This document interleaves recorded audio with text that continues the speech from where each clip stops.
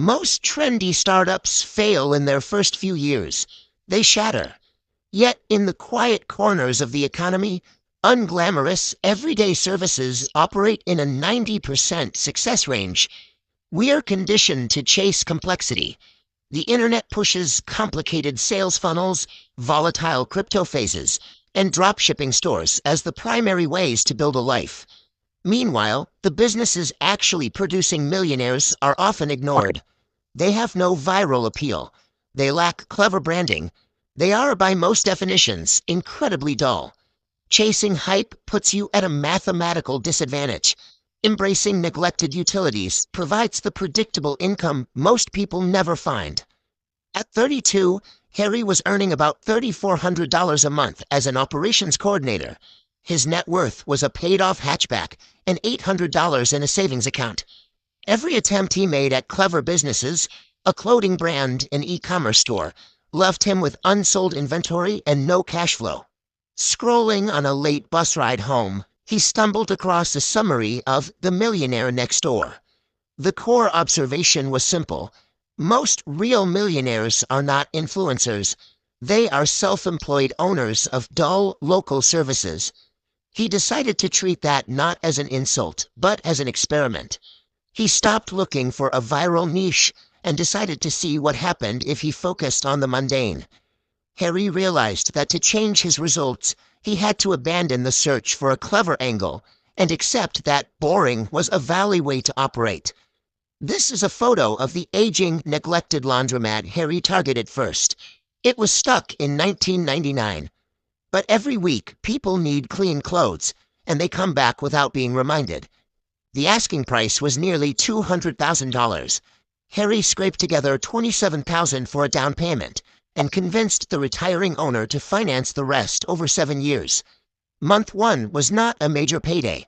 After rent, utilities, and the loan payment, Harry took home just $1,317, but he didn't have to clock in for more hours at the logistics job to earn it. This vending machine setup illustrates how Harry began to stack his income. He noticed laundromat customers were a captive audience. People wait, they get hungry, and they buy snacks.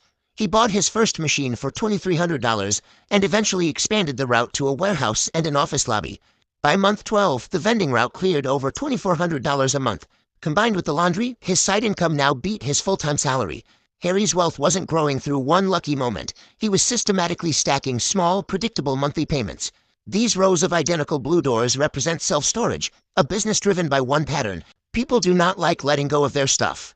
Once inventory is in a unit, customers often keep paying rent for months or years. Harry leveraged his cash flow to partner with a contractor on a small 24-unit build. Once stabilized, his share pushed his total monthly profit past $6,000. This older 4-bay car wash highlights another common millionaire maker. A basic wash can bring in six-figure revenue with modest staffing, letting the physical equipment do the heavy lifting. A pest control technician on a regular route generates revenue through a scheduled service loop. One truck and one technician can gross nearly $5,000 a month from a single 82-home route. Look at the volume of balconies in this complex. Property managers act as the bridge between everyday landlords and this tenant base, collecting fees for tasks most owners would gladly outsource. While these businesses operate differently, they share characteristics that allow them to survive long-term where flashy startups fail. The success rate comes down to 3 strict filters. Filter 1, a monthly recurring habit tying into an automatic loop. Filter 2, low-drama decisions sliding under emotional radar. Filter 3, asset control. Over time, you own the underlying asset. These 3 filters act as a shield against market trends and algorithm changes. They create stability. By the time Harry turned 38, his loans were nearly paid. His assets had grown in value, and his net worth quietly crossed the $1 million mark. There was no viral moment, just slow, steady compounding. Despite building this equity, his outward appearance didn't change. He still wore the same jeans and drove a practical car, but he was no longer trading his hours for a salary.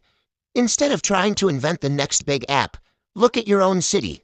Search for existing businesses for sale and run them through those 3 filters. Financial freedom is achieved by abandoning the need to be clever, embracing the mundane, and letting time do the heavy lifting.